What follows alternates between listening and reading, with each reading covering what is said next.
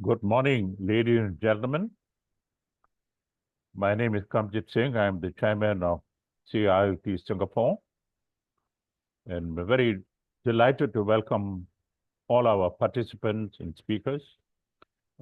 We have slightly under 60 registrations, and we're very pleased that virtually the entire world is represented despite the complex time zones at work. And we have got participants from really truly antipodal from USA to Australia and Fiji. And of course, a good representation from South Asia, India, Pakistan, Bangladesh, Sri Lanka, as well as Africa, particularly Zambia, Nigeria, Morocco, Ghana, for example, and South Africa. And ASEAN's major countries are also represented, as well as Hong Kong. So that's a good indication of the kind of interest on maritime safety related issues, as well as pollution and oil spills.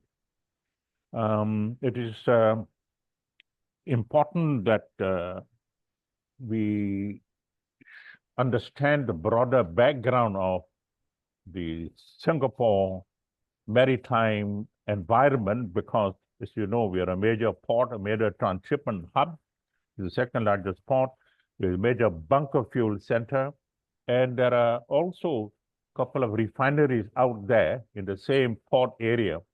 And you not only have a container port, but we also have a bulk port in the Jurong Island area, as well as a cruise center on the opposite side of the island. And if you look at all these combinations and then figure out the in-between, we have harbor craft, as well as ferry operations to our smaller island of Singapore, right? And in Jurong Island, we have a petrochemical hub. So the big picture here, ladies and gentlemen, is Singapore Port and Maritime Hub, Maritime Center. It's a very complex area. It's not industrial, bunker fuel, and so on. And consequently, any kind of oil spill, oil safety related incident, accident, of whatever scale, become critical importance. And to that extent, you find that our Maritime Port Authority, which is the main regulatory body, they take these maritime exercises, preparation for oil spill and other maritime crisis management kind of operation very seriously. So every biennially, they do these major exercises. It's about 2.5 to 3 kilometers off from Raffles Lighthouse. And these exercises sometimes involve even dispersing aircraft to support the boats, and all agencies from MPA, the National Environmental Agency, the National Parks Board, and all the oil companies and the oil terminals, as well as the private sector oil clearance and spill clearance companies are involved. So with that introduction, to give you a flavor of the background, it's my pleasure now, ladies and gentlemen, to introduce our very eminent speakers, starting with Captain Raymond Ambrose.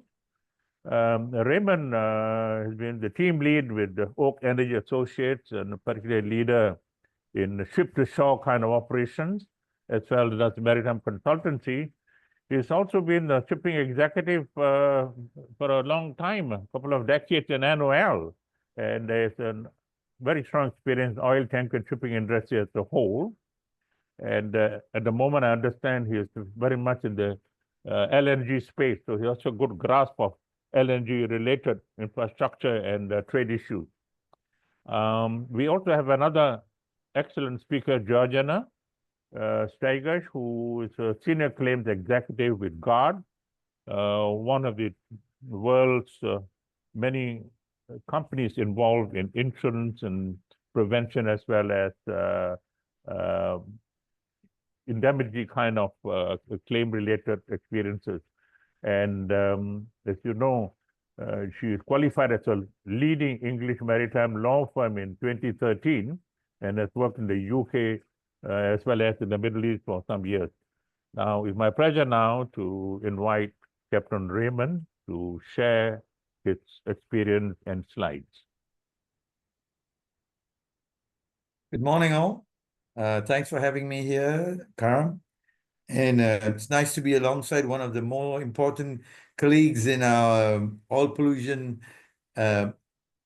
actions, someone from the P&I Club, who is always one of our biggest supporters when it comes to handling these things. Next slide, please. I took this picture from a recent oil spill incident in Singapore harbors. This happened in broad daylight. And from the picture, you can see that there was no one around. And if the video is, if the audio is put on, you can hear lots of screamings. And this is usually one of the causes when there's an oil spill in port. Shipping oil spill incidents have always caught the headlines. From the time of the Torrey Canyon, the Amoco Cadiz, the Prestige, and the most, I would say, famous one of them was the Exxon Valdez. Why so? Because the Exxon Valdez incident caused the whole maritime industry to look at emergency response in a totally new light, in a whole holistic approach. And I, as a mariner and as the qualified individual in the United States, I take my hat off to the United States Coast Guard when they came up with OPA 90 and all the procedures, especially the vessel's response plan. With a lot of grumbling and hooing and hawing, but in the end of the day, to me, that's the best document you have out there to handle oil spills from the part of a ship owner. Authorities have their own way of handling things, but the ship owner who actually pays the bill in the end, because he's always found guilty, has to take that lead. So you get the call when this thing happens. Next slide, please. What do you do? And this is all in the planning, way before you got that call. The master calls the QI or the DPA under IMO requirements. Under US requirements, where I am very familiar with, it is the QI. You get that infamous call, and as the joke goes, you have your pajamas packed in case they haul you off to jail. And what do you do? Because you've planned for this, it's a requirement, it's regulatory that you have a plan. And this plan was also designed by the US Coast Guard. And generally, it's known as the Incident Command System. This happens in, you use the system in the airlines, you use the system in the firefighting department, you use the system maybe in the armed forces. I don't have much experience with the armed forces, but at the end of the day, there's always got to be a command system. And when you have multi-agencies, we call it a unified command system. And my experience dealing with this system very effectively was in the United States.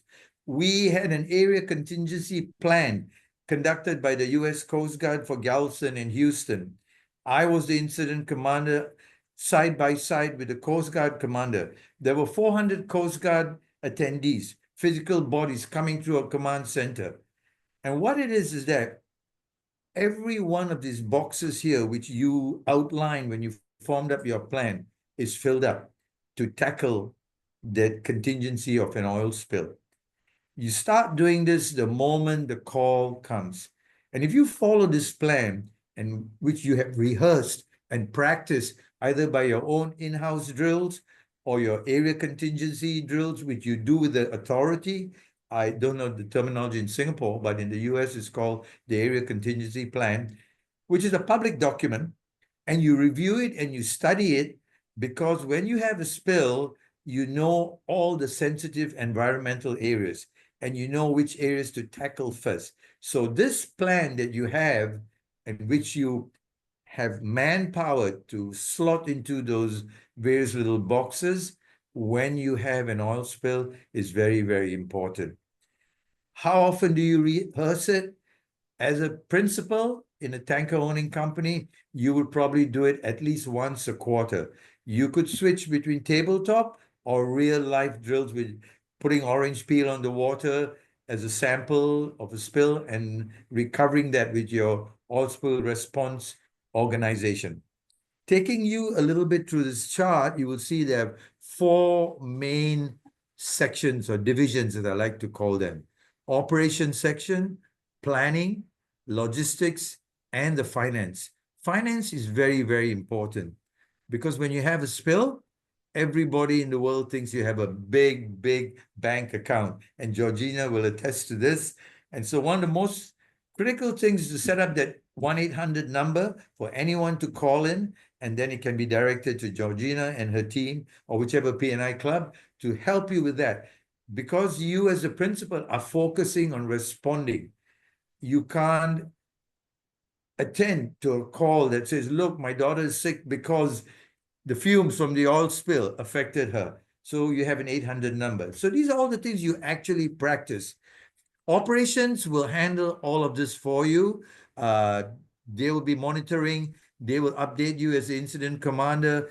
They will tell you which way the currents are flowing, which way the wind's going to change. Is it going to rain in the afternoon? So you can plan in how you tackle this spill. But all this stems from your initial incident command structure. You rehearse all those various leaders in your own organization. The authority will have the equivalent who do their own training. But at the end of the day, you as the vessel owner, it's your asset. You pay the bills. So you know each and every one of these persons who head those little sections or great sections, if you want to call it that. On the unified command system, you have the command, and then you have public information. You have a legal officer always to give you input. Safety officer is there, for example. If your oil spill has high H2S content, that's critical. Whoever's going out there has to be properly equipped with the breathing apparatus or, sensors and things like that to check the various levels. So it's a lot of detail in your incident command. And then you have advisor because you're occupied dealing with several external bodies and stakeholders. You have a liaison officer who also helps you in that. That's your command system. Operations, they know their work. Staging area manager.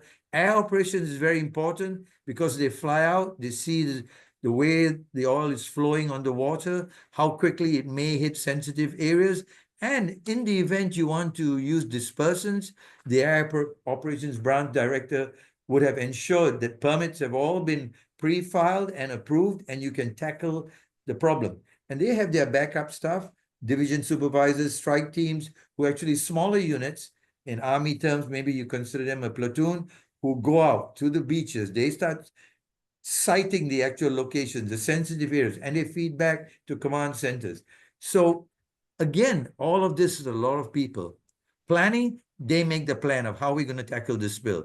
And then they will send the plan to the incident command who will approve it and they activate it. What does it mean? How much boom? How many skimmers? How much manpower do we need? Who do we send to check that the hospitals are taken care of? So on and so forth. This is their job. And they're also experts. They have rehearsed this many times. Wherever they are, they know all the local entities. Logistics, of course, is pretty critical because when you have an incident, the whole world wants to see what you're doing. So logistics gets on it immediately. And there's a simple rule, overkill rather than underkill. So initially in that 6 hours is all like pandemonium. Everything that you have it out there ready to staging areas or on its way. Because the questions will come to you as the incident commander. How quickly are you going to get the boom out there? How fast will the skimming vessels be on the water? So you have to be able to answer. And this is where logistics always activates all the good equipment that they have. And again, because you have planned well, you have done your site visits to the logistics team out there who actually are your OSROs, oil spill response organizations, whom you contract and you pay. So you go out and check the equipment out. And same with for the operations section, which is in the US, you have either O'Brien or you have Gallagher who help you run the operations section and the advisors section. So you pay them. So you're interacting with them in regular and frequent intervals to make sure they're up to date and you are up to date. And as a combined incident command system, you handle the spill. Next slide, please. That's in a part of the ship owner. Now, I showed you a picture of something that happened in Singapore. When it happens in Singapore, the first call goes to the MPA, and the MPA take charge. But as a prudent owner, you would develop a good relationship with the MPA and be in their command center. side by side with them, because at the end of the day, it's their money, but they are the authority, they are the boss. Whatever they says goes. You deal with it, you comply, and you keep them updated of the sequence of the incidents. You want them to know that you're doing the best job you can. You're not hiding, you're not lying, you're not telling them a story.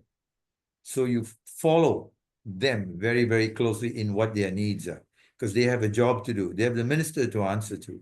Next slide, please. And in Singapore, the MPA responds to oil spills on a tier level. Tier 1, Tier 2, Tier 3. Tier 1 is handled locally. And an example of a Tier 1 spill for a vessel owner would be you're doing bunkering, and as you are disconnecting the hose, there was a leak because it wasn't properly drained, and the scupper plug wasn't secure because there was rainwater there, and it went into the water. So of course it's a spill. No matter what, it's a spill. It's in the water. So you inform MPA, but because it's Tier 1, you can deal with it. If you've been pre-cleared for this person, or you have your own ways of dealing with it, you tackle it and you report to them. And then Tier 2 is a wider extent of pollution, maybe in jetties or terminals where there was a kind of overflow at the Chicksan or manifold. And Tier 3, of course, and Tier 3 is done by terminals and vessels, all with their own capabilities. And of course, if it's a major spill, then of course the whole of MPA gets involved. Next slide, please. I spoke to you earlier about the US Coast Guard's Vessels Response Plan. And every vessel that's every tanker vessel, or even every vessel that's trading to the United States needs to have this document. It's under Code of Federal Regulations. It was drawn up by the Coast Guard with industry, giving input on what they can do, what they cannot do, what is expected of them. And in fact, for one aspect of the vessels of the US Coast Guard Vessels Response Plan, I was instrumental for the STS and lightering part of it to help them work out what was relevant, what was important, designated areas, so on and so forth. And that vessel's plan, response plan, is the ship owner's Bible. The QI, or the equivalent in IMO terms called the DPA, has to know this very, very well. It's a huge document, probably about, 5 centimeters to 10 centimeters thick. There's all the charts, all the plans, all the data that you need that the Coast Guard has helped put together. Because at the end of the day, the Coast Guard is responsible for managing that spill. And they provide you with all this information so that you can practice and you can exercise, because it's your ship that's going to be involved in it. And it's with all of these things, the more you exercise and you practice and you get your team familiar, the better you are at it. And when people see you activating and acting to control the spill, they develop a very healthy respect for you as a professional. Of course, as a ship owner, you have to run your day-to-day business. You can't let that business be neglected and focus on the spill. So you need to have a solid team in your office. You have them for day 1 when the spill is incident command is activated. You have them for day 2. You have them for day 3. And if it's going to be a long spill, you have them for a whole week. And this is where your PNI club with its manpower will support you. This is where your OSRO will support you. This is where your spill manager like Gallagher, whom in NOL we engage, will support you. Because there are many, many people in the industry who have the experience, but you can't keep them on payroll. Because you cannot keep anyone on payroll for things that may happen. So what do? You have them on standby.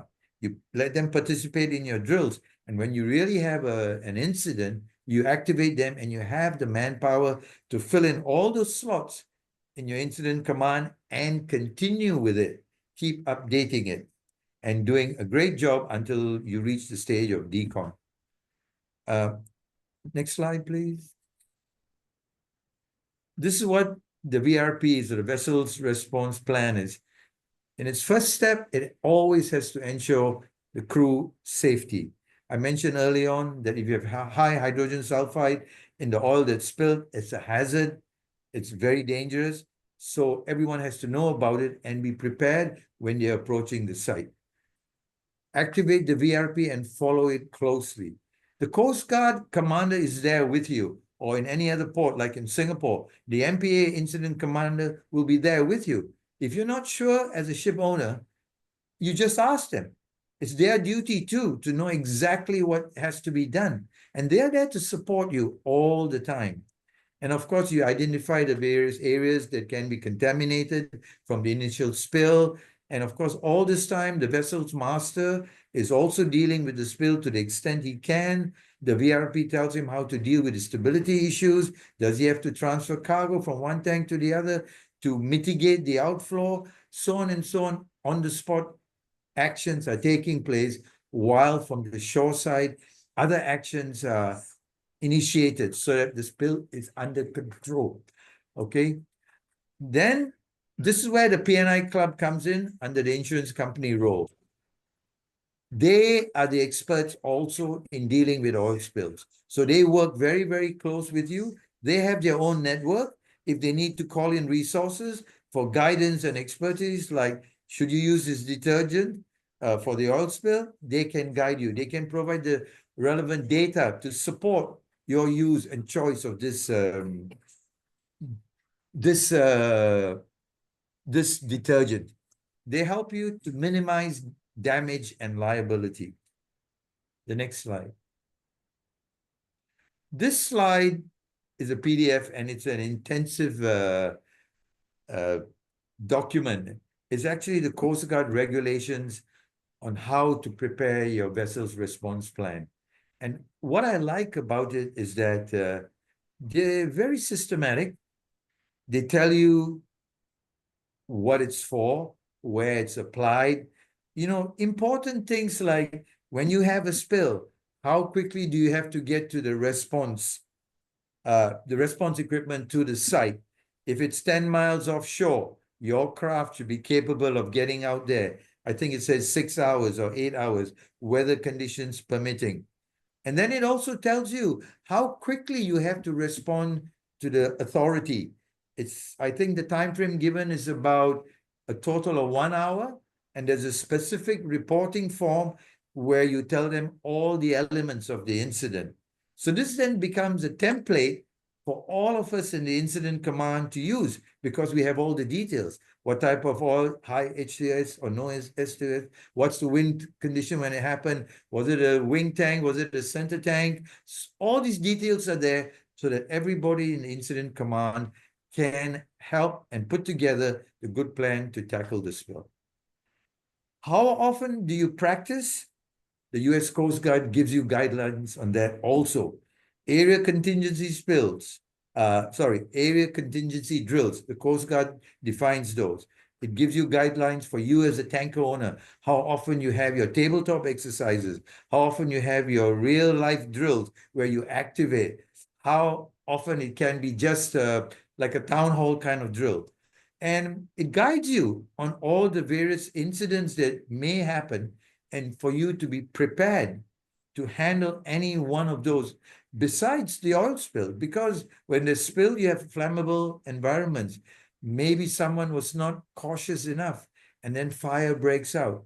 Years ago, people used fire to extinguish oil spills. In the case of the Torrey Canyon, they poured napalm on it and tried to set it on the fire, but it didn't work. But a fire can always happen when you have a flammable environment. So every ship owner goes through this and prepares his vessel response plan, and then he practices diligently. And each of your drills, you also include your P&I club, because they observe, they guide you, because they have experience with different areas of the world, different owners of the world, so they can pick up some good points. And then your drill helps you fine-tune, and your vessel's response plan becomes, I would say, better and better and more effective as time goes by. And in most of, and one of the ways to get good value out of your drills, which is all part of planning, is to always volunteer for the authorities' drills. If the Coast Guard says, oh, I want to conduct an area contingency plan in March next year in Pascagoula, you put your hand up. You should have had a budget for these kind of things. You put your hand up and you volunteer. Why? You get to exercise your own team. You get to interact with the local authorities where your ships are going into to load or discharge. You build up a rapport with the Coast Guard, who at the end of the day is the authority. And how you respond will all come out in all the claims that you're going to face. And also, as you're working with your P&I club, which is a mutual club, and it works by contributions, if you get your P&I club very well involved in you, and they know how well trained you are and to what extent you put in the great effort to contain a spill, and you're not hiding anything. When it comes to, the annual premiums review, and that cost has to be spread among all the club members, they will fight for you to say, hey, they did the right thing. They mitigated so much things. Look at the environmental areas that were cordoned off, were boomed off first. They used ample boom. They had more than enough boom on standby to be deployed. They responded to every one of the Coast Guard Unified Commanders' requests. So all these little things help you, and it all comes with doing your practice and your drills. You can never overdo it. One other aspect that is very, very important that I feel in your planning stage is to get top management involved. Top management, I mean CEO, I mean CFO. Yes, their job is business, but one major spill can wipe out a company. So it's very good for them to be involved in the spills, drills, and exercises, and to participate. And the role I typically give them is to handle the press. And most of them, I can tell you, dealing with a hostile press is not the easiest thing for them. They are typically type A personalities, very strong people, they are leaders. So it's not easy for them to answer the questions from the press, which are critical, taunting, blaming. So it's good to always get them involved, because in all of your drills, you will always have a public relations drill with the local media whom you invite to attend and witness what you're doing, because it's good publicity for you as a reputable tanker owner. So with that, I think I've covered the main elements of planning. What we did when we did our drills, we always tried to focus on what was manageable in a drill, because a drill can get out of hand. So it must be managed well. And we always took the scenario of the average most probable discharge under the vessel's response plan and Coast Guard guidance. So that referred to about 2,500 barrels of oil on the water, which is not small. It is substantial when it's black on the water and the wind has picked up and the currents are strong. You have a hard time, putting your booms and maintaining that. The other most important element is decon. The oil will get to the beaches. How are you handling your decon? Do you have enough manpower? What about dealing with the effects of the oil on skin or in the eyes? All those little details all come up in decon. And decon is started right from day one. You have a different unit under operations and planning, and even logistics will handle that for you, because part of the thing of decon is where you're going to dispose of the contaminated oil and sand in a proper way with right certification, so you don't face legal consequences later on. Next slide, if there's one. I guess that's about it in my presentation on planning and resources. I'll hand you over to Georgina now. Raymond, thank you very much, Raymond, for outstanding and very comprehensive, exposition, very much pointed towards operational excellence and how do you manage and plan for such crises, and the holistic way that you put it from planning as well as implementation. And I like the way you also towards the end alluded to this environmental issue, the cleanup, and how one must be mindful that not just to focus the vessel related and the oil spill itself, but as well as the increasingly important dimension environment. because not only is part of ESG, sustainability, but environment itself can be damaged to a great extent. And that's a good reminder to and a learning point. And we hope to cover that more deeply in the next webinar that we have. But I'm glad you referred to that. It's my pleasure now, ladies and gentlemen. Sorry, Raymond, go ahead. I can't hear Raymond.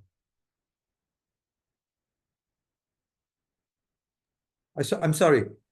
Let me just add part of the planning. And, you know, we do our drills and we use our office as a command center or something. Do you know one of the things we did when I was in NOL, actually AAT tankers, we would do site inspections. Like if we had a spill in this particular port, which were the hotels, we would pick in advance. Why is a hotel important? Because you need space. Press will be coming and they all want to come in. You have local authorities, the fire brigade want to come in, the police want to come in. You need enough space in a good location. And then do you have enough telephone lines? Yes, everybody has cell phones these days, but do you have enough capacity to deal with all the calls? You know, internet is the thing of the day. All these things you have to pre-plan. Then the catering. Your command center has a lot of people. Are you catering for them well? If some need rest, have you... All these are very important in the planning. It's not just focusing on containing the oil. That's critical because that's in the public eye. But behind the scenes, spend time and effort. And we did this. Me and my deputy, we would go around whenever we had the occasion and identify and feedback. Because the spills may not be just, you know, our drills went from morning very early, 5 o'clock, to the evening, 9 p.m. So it was a whole day. And people were tired. They needed to rest. So these are things to keep in your planning. All this is from practical experience. And I handled one small spill in the US. I did the area contingency drill with the Coast Guard with 400 men. My small spill was just a bunker hole spill. And I was had a very complimentary comment from the Coast Guard commander. He told his number 2, that's Ray Ambrose's ship. I know where he lives. He knows what to do. And the other incident I had was with an oil company. We were doing an STS operation and we touched steel to steel because of the way the maneuver was done. And we set up command center next to them where the incident took place. There was no oil in the water because it was a double hull vessel. But we activated immediately and set up our command in a room adjacent to them. They were in control. We were supportive. So our response time was so good. They were our customer as well. In their hot wash, which is the end of the old drill, you discussed it, what was good, what was not good, what not to do again, what to improve upon. They commended us for our response to the situation. And for me as a customer, there was an accolade, and I could share this with my team. Well, Raymond, I'm glad you also referred that. That's exactly one of the reasons why we brought in the concept of logistics. And that's very often forgotten. I mean, an oil spill may appear to be a small incident, but you know, if it's a massive oil spill or major accident, including a sunk ship or a passenger cruise vessel, it's inordinate kind of complex issue and logistics and driver. I have handled, for example, 2 aeroplane air crashes, Singapore Airlines, still can Singapore Airlines. And the whole issue of logistics, mind-boggling. But fortunately, we're well prepared for it. So I'm glad you highlighted this. And thank you for that input. Jajana, may I invite you to share your slide, please? Thank you.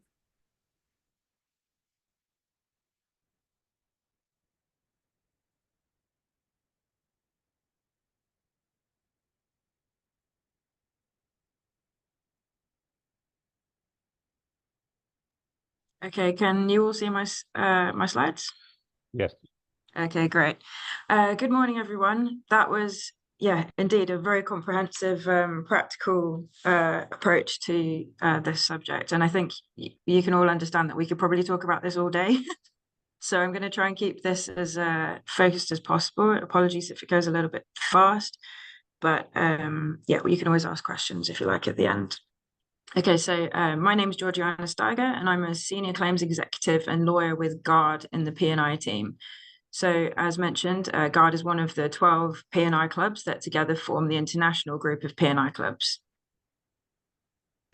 In this presentation, we will focus on the background to basically what Captain Raymond was talking about. So we'll talk about what P&I covers for oil spill incidents, the legal background and liability regimes in place, and then the role of a P&I club in such a casualty, which Raymond has obviously already touched upon a little bit, but we'll elaborate a bit more so that you can understand that.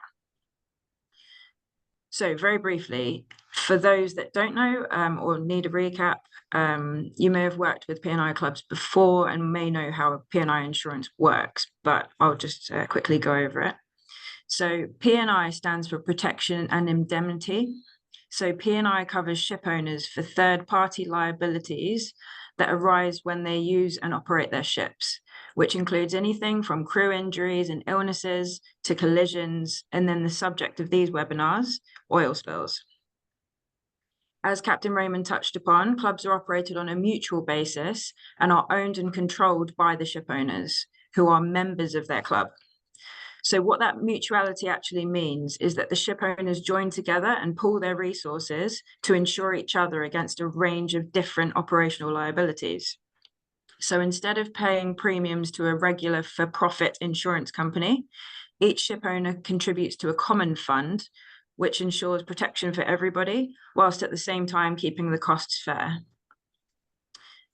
And as you may know, it's actually compulsory for ship owners to have insurance against pollution liability risks. Okay, so I've got a brief timeline up here, which Captain Raymond touched upon. So major marine pollution incidents have shaped the regulatory environment for the shipping sector on a steadily increasing scale ever since the Torrey Canyon in 1967. So most marine pollution incidents have involved spills of oil products from ships. And consequently, you have conventions such as MARPOL, which help protect the environment from such pollution. Other international conventions, such as the CILT, the Civil Liability Convention, have been developed to regulate a ship owner's liability, as well as to ensure the prompt and efficient payment of compensation to claimants. So over the years, the scope of international regulations has been significantly broadened to encompass spills of substances other than oil carried as cargo, such as bunker oil from all types of ships, and then also hazardous and noxious substances. The conventions are periodically reviewed and amended, as a result of which the limits of liability that apply to pollution damages have been substantially increased. We'll talk a little bit more about that later. We expect these limits to increase again in the future and for further regulations to be put in place, particularly to address the different types of fuels that we're now seeing being used.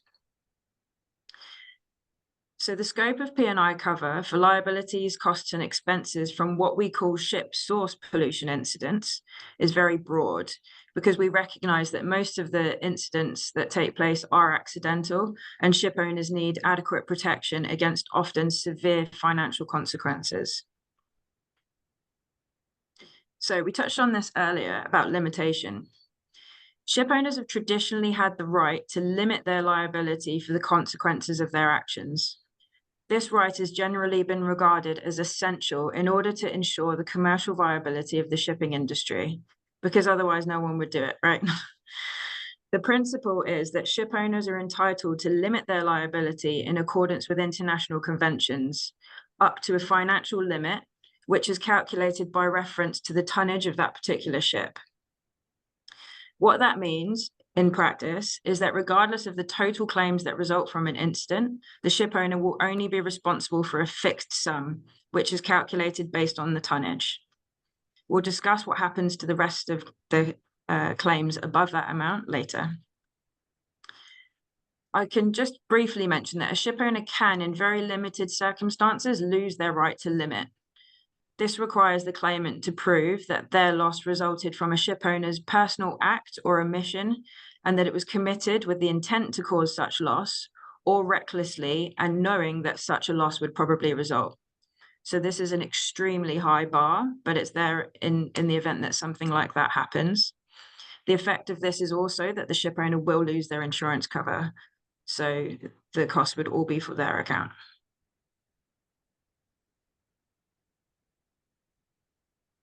So So generally speaking, I think we touched upon this earlier, liability for compensation for oil pollution from ships is governed by the law and practice of the jurisdiction where the pollution was suffered. So there are two main liability regimes worldwide. Captain Raymond touched upon the Open 90, and that applies to the United States only. And then we have the regime that applies to the rest of the world. Today we'll focus on that because the rest of the world obviously includes Singapore as well. So laws governing compensation for oil pollution are often based on one or other of two international regimes. So the first applies to oil tankers, and the second applies to bunker spills from all other types of ships. The two conventions have key similarities. First, there is strict liability, and the polluter pays. So that's the registered owner of the ship. Captain Raymond mentioned earlier that the ship owner is always guilty. Technically, at law, they are guilty even if they're not guilty, in a sense, because if the oil comes from your ship, then you're deemed liable. And we'll explain why that is in a little while. Secondly, these two conventions both apply to persistent oil. So they would not apply to liquefied natural gases, kerosenes, gas oils, light diesel oils. As the indemnity part of the term implies, P&I clubs are normally obliged to pay back a member only when that member has already paid a third party for their claim. However, this is not the case for pollution liability, which allows claimants direct action against the insurer.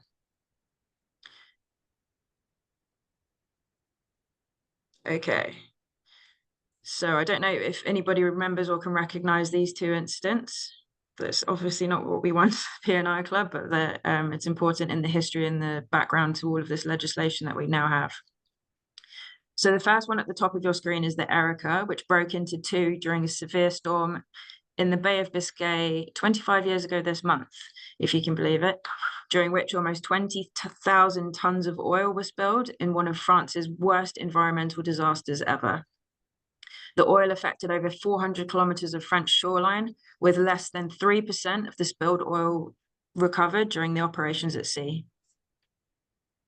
Less than 3 years later, just to add salt to the wound, the Prestige, carrying 77,000 tons of heavy fuel oil, suffered hull damage in heavy seas off the northern coast of Spain. She eventually broke in two, losing an estimated 63,000 tons, affecting not only the Spanish coast, but also France, Portugal, and reportedly traces of oil were also found in the English Channel. So these incidents happening in relatively quick succession really put the spotlight on oil pollution response and the adequacy of the funding to cover the costs of such disasters. So the photograph in the top middle of your screen shows local shellfish producers in Paris, and the banner reads, "Erica, we sink like you." The photograph at the bottom in the middle from Spanish protests reads, "Never again." So these cases quickly resulted in legal changes and greater financial liability for pollution from ships. Now, this is quite complicated, but I'll do my best to try and explain the regimes that are in place and the funding and how everything is paid for when there's a pollution incident. So most states where the CLC 1992 is in force are also parties to the 1992 Fund Convention, which means that a second tier of compensation is available from the IOPC. The IOPC Fund is an intergovernmental body which is headquartered in London and has a close relationship with the IMO, which is a specialized agency of the United Nations responsible for regulating shipping. The IOPC fund is financed by levies imposed on oil receivers in IOPC fund member states, which is mostly oil companies. The object of the IOPC fund is to pay compensation in cases where the amounts recoverable from the ship owner are insufficient to pay legitimate claims. So that could be because they've limited their liability, and then any liability on top of that is drawn from this fund. After the Erica incident, proposals were made for the creation of a third tier fund to provide supplementary compensation in incidents where the maximum compensation available under the 1992 fund was insufficient or where there was a risk of it being insufficient. So this third tier fund, which you can see on the screen, is called the supplementary fund. In supplementary fund member states, receivers of oil who are liable to contribute to the 1992 fund, so that's the fund underneath, will also be liable to contribute to this third tier fund. So these regimes are intended to provide a comprehensive system of compensation in which the cost of most oil spills is entirely borne by the ship owner, while additional amounts on top of that exceed the liability of the ship owner are paid for by the oil industry. But what happens when you have a small tanker with a low limitation limit that causes a significant spill? That's quite easy to understand that could be a possibility. Who picks up the bill for the rest of the claims that aren't paid for by the ship owner? As I mentioned earlier, ship owners are entitled to limit their liability up to a financial limit calculated by reference to the tonnage of the ship. So we've discussed that the funds will pay out above that liability, and they are financed by levies on the oil receivers, so the oil companies. Unsurprisingly, after the Erica and the Prestige incidents, there were concern from those oil companies that they were disproportionately on the hook for these incidents. Accordingly, 2 voluntary regimes were introduced to try and address this imbalance. So one is Stopia, which you can see at the bottom of the screen there, and then the other is Topia. So put very simply, Stopia, which applies to small tankers, which is the small tanker oil pollution indemnification agreement. This requires a ship owner to compensate the 1992 fund if the ship's limitation amount is under a certain level. So this is for smaller tankers. The purpose of this is to prevent the 1992 fund from having to shoulder the shortfall caused by the vessel being quite small and consequently only having a smaller limitation amount. Topia applies to tankers rather than small tankers, and this kicks in if there is an incident that requires a payment to be made by the supplementary fund. The ship owner will agree to pay the supplementary fund for 50% of any amount that it pays. And there have been no payments under Topia to date. So I know that all sounded quite complicated, but what I'll do is try and apply this to the recent case that we had in Singapore, so the Vox Maxima, just to kind of explain how this works in practice. So as you may know, on the 14th of June, the Vox Maxima suffered a loss of engine and steering control and made contact with the stationary bunker vessel, the Marine Honor. Under the Merchant Shipping Act 1998, the owner of a vessel from which oil is discharged is liable for the damage caused, regardless of whether the vessel was at fault. So this is actually quite helpfully a very clear demonstration of this polluter pays strict liability principle, because the Marine Honor was stationary at the time of the incident, and it was the Vox Maxima that lost the engine power and hit it. But regardless, the Marine Honor is the one that has to pay out the claims in the first instance. While this might seem extremely unfair, because the polluting vessel was stationary at the time, the purpose behind this is to make claims easier for the victims, for the claimants, by clearly identifying who will pay the claims in the first instance, without claimants having to go through the issues of trying to prove negligence on the part of the ship owner or wait for liability disputes to be resolved between ship owners, which could take a long time. So what happens here is that the Marine Honor must first examine all of the incoming claims and pay those legitimate claims before then pursuing the Vox Maxima afterwards to receive contributions based on how much of the fault is attributable to which ship. So you would think it would be mostly weighted in terms of the Vox Maxima in this case. So the figures, bearing in mind that Singapore is a party to the CLC and the 1992 fund, there is an $8 million Singapore dollar limit to the claims that can be made against the Marine Honor, which is the limitation amount that we spoke about earlier, which is calculated based on the tonnage of that vessel. And then any claims that exceed that amount will be subject to the 1992 fund limit, which is a higher limit of 362 million Singapore dollars. Of course, as has also been mentioned earlier, Singapore is a major bunkering port, so it would be amiss to miss out the Bunkers Convention here as well. We'll briefly chat about that one. So, of course, oil spills can come from any vessel that carries bunkers, not just tankers. The CLC that we previously discussed applies to spills of cargo from tankers and to bunker spills from tankers, but not to pollution from other types of ships. Bunker spills were not actually addressed by any international regime until fairly recently, when the Bunkers Convention came into force in 2008.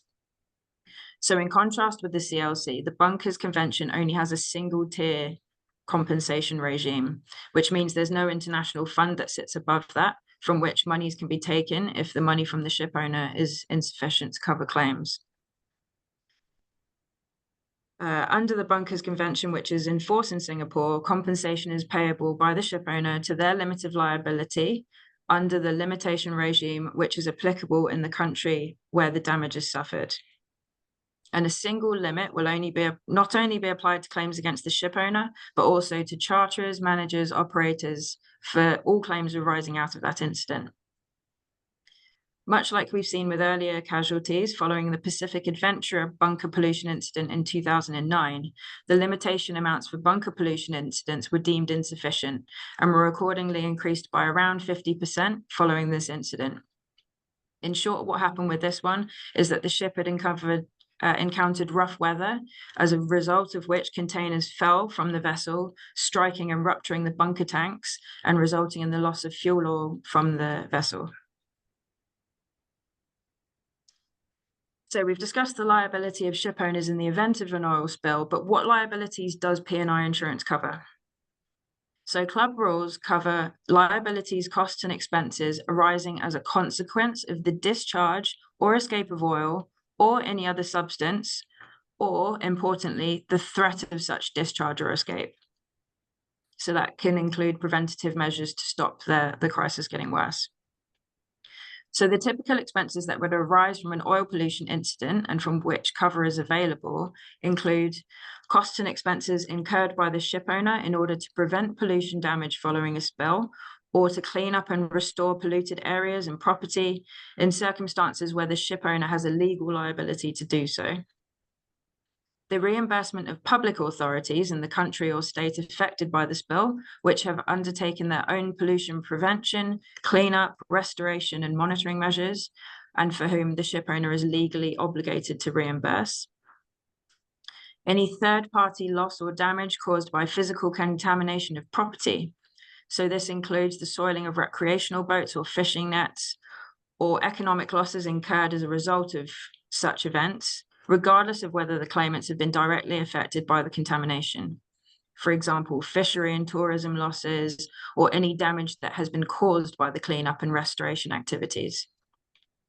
And then finally, the main category is damage to natural resources. So beaches, mangroves, marshlands, coral reefs, for which the ship owner is liable at law to incur restoration costs or to pay damages to the authority. So then quickly, this is where we start to cross over with the previous talk that we had. As you can see, the types of costs covered are quite broad, which encourages a fast and effective response to try and mitigate any damages, and then also reputational damages as well, which could be even more significant and unquantifiable.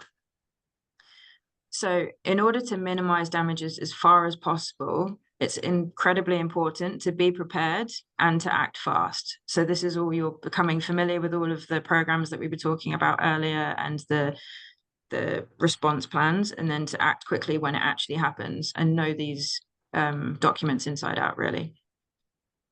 When there is an incident, it's recommended that the ship owner contacts their P&I club as soon as possible with as much information as possible. The more information we have, the more quickly informed decisions can be made, which can help mitigate or prevent further losses and damage. Also, the natural tendency of oil is to spread out quite quickly, which it means that we have a very narrow window of opportunity in which to react. What measures are to be used and the success of those measures will be directly impacted by the amount of time that has passed since the spill began. The cleanup strategy will be affected by numerous factors, and some of the most important details to know are as follows. So obviously we need to know the name of the ship, the date and time of the incident, and the time of the first report from the ship. a description of what has been spilled. So for example, is it persistent oil? Is it non-persistent oil? And then if you can include bunker delivery notes, then that makes it a lot easier as well. The location and preferably the coordinates of the spill, particularly where the spill occurs, and it might affect multiple countries, and particularly where there's a chance of it impacting the US, which has its own regime and own unique considerations, as touched upon earlier. Also, I know that we've had some questions about AI, and the partners that we work with as well, if they have this information, they can do modeling so that they can work out where the oil spill is likely to hit next, so that we can always be a step ahead of it. An estimate of the quantity spilled and the rate of the spill if it's still continuing, any action that's already been taken by the crew, the quantity of cargo or bunkers before the incident is also very helpful, the prevalent weather conditions, the details of the cargo, so you could just send us the bills of lading, certificates of quality, and the cargo data sheets, and then the cause of the incident and the status of the vessel. Now, I appreciate that all of these details might not be available immediately, but it is important to provide as much information as possible as and when it's available. It's also worth noting that in some jurisdictions, the authorities may prefer to arrange and coordinate the cleanup themselves, or it may be a requirement, in fact, that the ship owner doesn't get involved in that.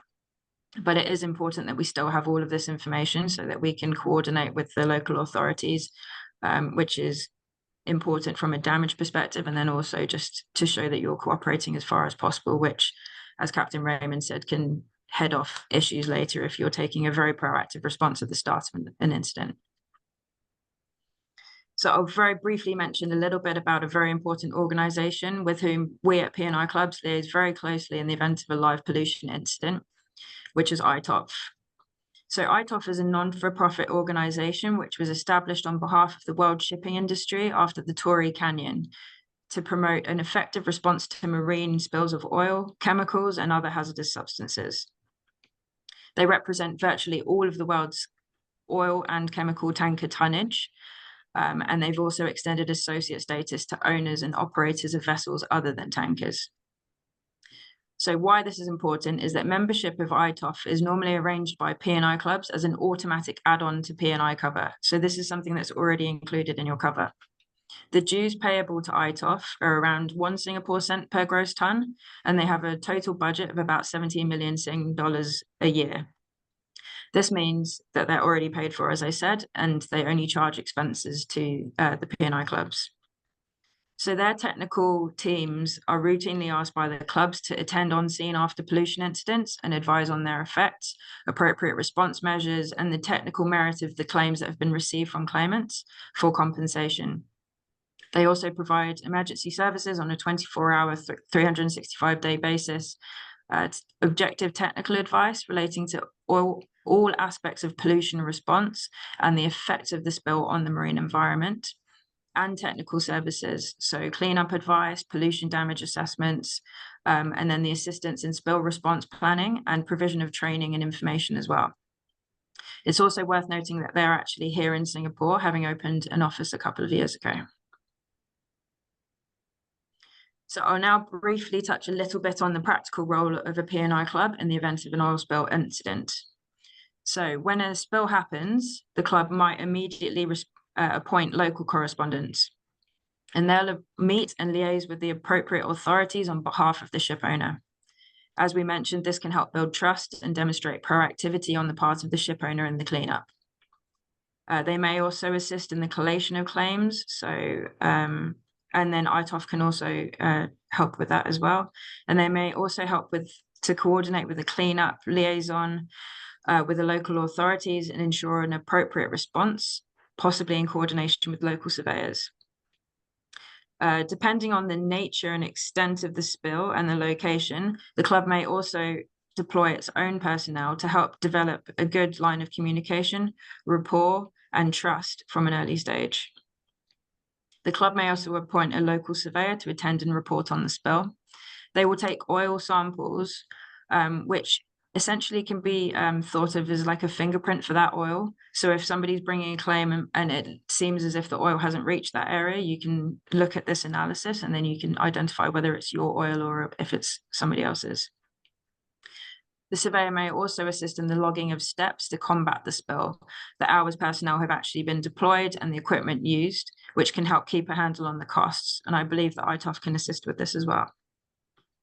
The club may also appoint lawyers who will be mobilized immediately, especially in the event of big spills. And they can consider limitation issues and whether it might be sensible to set up a limitation fund and where they should do that. And then it may also be necessary to establish claims officers or employ other specialists to evaluate particular aspects of the pollution damage. So I'm aware that I've rattled through this, but there's quite a lot of information. So this is my last slide. On a final note, it should go without saying that prevention is always better than cure. I think that is the real theme for this webinar today. In order to prepare for such an incident, ship owners should ensure that their crews are familiar with their shipboard emergency plans and internal systems are in place in the event of a serious incident. We were discussing with the panel earlier that it's all very well and good having this perfect plan, but if the crew isn't familiar with it and the ship owner isn't familiar with it, then it's almost useless. So drills are so important. We conduct these all the time to make sure that, you know, everybody knows their roles and to identify any weaknesses in your procedures so that you don't suffer from those consequences later on. Practicing what we preach as well as a P&I club, we also invest time in our own outreach program, connecting government authorities and other casualty stakeholders in key jurisdictions. We believe strongly in the value of establishing and developing relationships with salvage and counter-pollution authorities before an incident happens, so that the parties are familiar with who we are, what to expect, and we can hit the ground running to minimize the impact of a spill. The picture on the slide is actually from a visit last month to Thailand, where colleagues of mine met with the Thai Marine Department to discuss such issues, oil spill response, and how compensation works in practice. By building relationships based on mutual understanding and communication, we're able to better prepare for a more effective and coordinated response. These activities are designed to work in tandem with other separate outreach programs, such as the International Groups Outreach Program, which organizes joint preparedness training, in which club personnel participating in training workshops and exercises with national administrations and authorities. As I mentioned earlier, a lot of regulations in respect of oil pollution have come into effect following significant and costly casualties. As more and more ship owners start to consider and utilize alternative fuels, particularly with the pressure of EU ETS, it's more important than ever to adopt a proactive approach to the prevention and management of such casualties.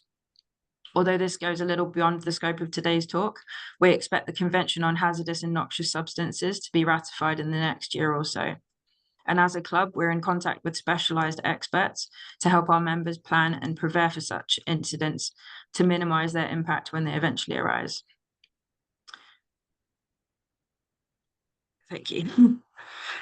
Well, thank you, Georgina. Thank you very much for your comprehensive and in-depth exposition of the whole concept prevention, indemnity, and the kind of limits that the owners have agreed to in terms of the liability. So I'm sure that's very enlightening to many of us. I know we're running short of time. I'm just thinking to ask you one or two questions to the panel.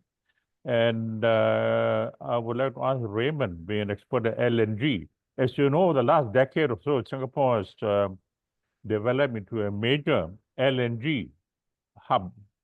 And 95% of Singapore's electricity comes from gas.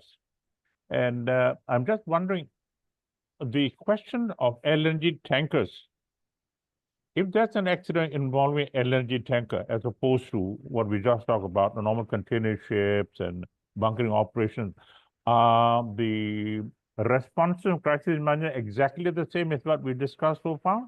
Or are there special considerations because gas is involved? You know, Kamjit, thank you for raising that question.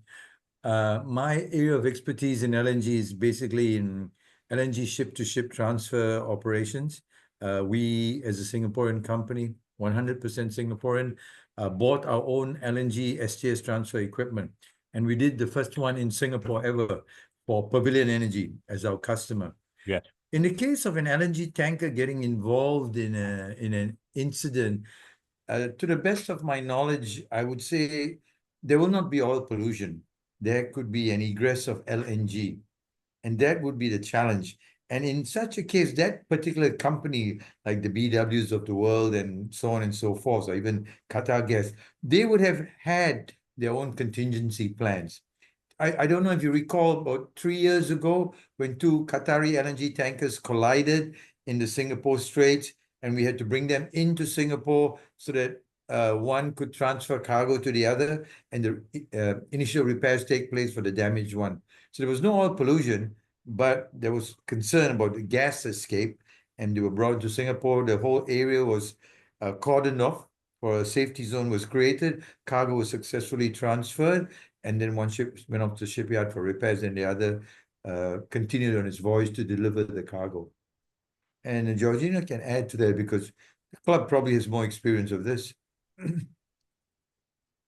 Well, thanks very much. That's very helpful. I know we have been focusing this morning so far on oil spill, oil pollution, marine pollution, things like that. One of the things that happened during the June incident at Pasir Panjang terminal, the one that you referred to earlier, was that some of the oil spills went across the straits to the Johor coastline. And this brings up the question of cross-border pollution. And, given the archipelagic nature of Southeast Asia and us in particular, so this kind of risk will completely, we need to focus on from time to time because Singapore Straits are very narrow.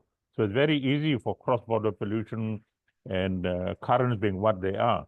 The question is, does the insurance coverage include compensation to say fishermen, if fishermen livelihood are affected across the border, or some other marine industry, or some, a particular crab farm, for example, got its little marine life destroyed? Yeah. What is the nature of the compensation approach to those kind of cross-border issues? Yeah, so it depends on what regime is in place in the other country. But for instance, if you had an oil spill that was affecting Singapore and Malaysia, then you may have to set up separate funds. So one would not respond to claims from the other country. You'd set up a fund in Singapore in which all the money could be paid out from, and then you'd have to have a separate fund in Malaysia as well. Oh, thank you. And one other question, Raymond. We have talked about this. I'm trying to think of a much more disastrous scenario. And pardon me for asking this because Singapore is also a cruise center, a cruise ship center. You're a big cruise ship. So it's not just cargo alone, but you're dealing with 3,000-4,000 passengers on board a cruise ship. Can you imagine a scenario, even if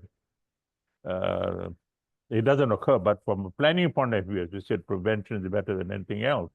A scenario, no matter how remote, between an accident, a cruise ship, and an oil tanker or a container ship.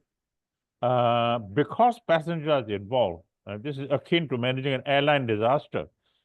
If you remember in Italy, 2012, there was the famous Costa Concordia, the ship that, ran aground. And a lot of people died, about 30, 40 people died. Eventually, the captain was called up by courts and found guilty of manslaughter. But my question is, would you know how well we are prepared for handling such more complex disasters in Singapore? Kamjit, that's an excellent question because we are a port that has so many different maritime services in a very confined and restricted area. This is why I feel that the MPA must have a contingency plan because they would have thought all these things through. And for each of these incidents, they would have a set of steps that they would take accordingly. And they would then coordinate all of this.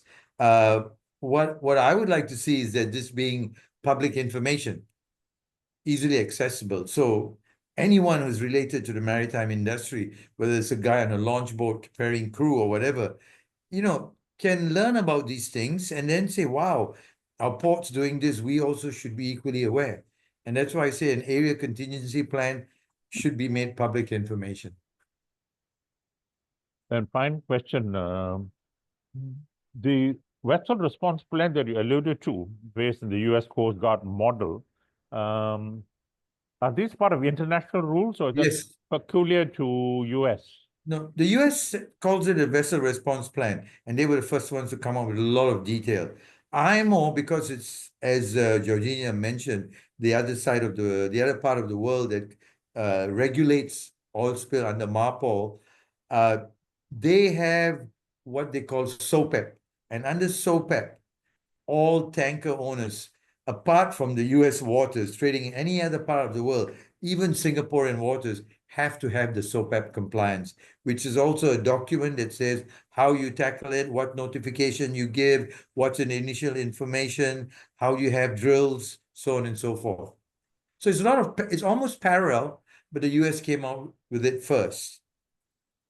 Yeah, the reason I ask is because, as Georgina mentioned, prevention is a fundamental focus of all regulatory bodies, vessel operators, and so on and so forth. And part of prevention is regulations. And part of regulation, of course, means inspections, regular inspection. You inspect a vessel to make sure they have the plans in place. And plans in place are not good enough because it's just a little document unless you practice it. So the whole issue of inspection, it need not be a paper exercise. You need to have deep insights into how effective those plans are, to what extent they may be served by the vessel operators. And that is something in a shipping hub like Singapore, it's not easy to pursue and track every single ship owner's response plan, plus the kind of implementation or exercises. So I hope those things are all well in place. And I'm quite sure our regulators are normally on the ball.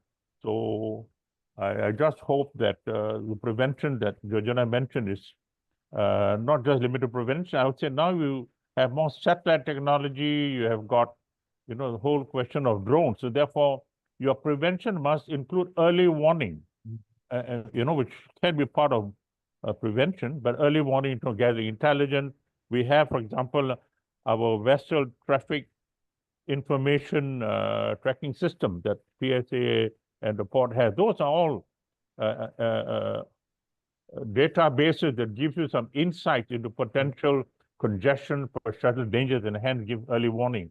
So I would add 2 words of suggestion here that this needs to be highlighted as well by planners, that early warning system, now that everything is database, will be most helpful. I'd like to thank all the speakers for the outstanding presentation. I know we're running short of time. We've already exceeded time. I won't have the luxury of inviting questions from the floor orally, but I've already seen some questions, and I'm sure my colleagues here, together with the help of speakers, will respond to all the questions that have been submitted digitally, and rest assured will respond to you soon. So thank you very much again for being with us this morning. Thanks once again.